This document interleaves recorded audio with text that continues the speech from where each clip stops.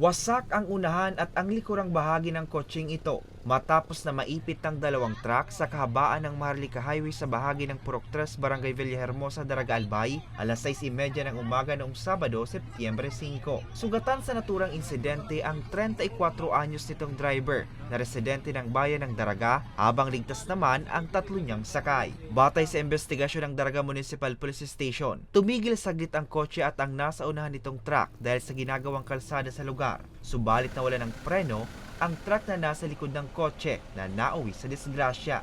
Lahat po ng vehicle going to Sorsogon po sila lahat.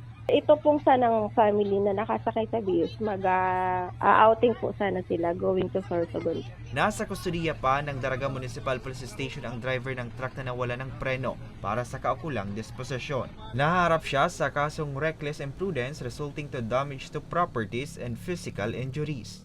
Yung driver lang po ng Vios ang minor injury lang naman po, mga gasgas lang po, and then yung ibang sakay po, wala naman pong natamong pinsala. And then sa ngayon po sir, na-inquest na po siya nung Saturday pa po, na-inquest, na-file na po siya ng kaso. Muli, nagpaalala ang pulisya sa mga motorista na maging alerto sa kalsada at suriing mabuti ang sasakyan bago bumiyahe. Para sa mga balitang Tatak Bicol, Hercules Barbacena.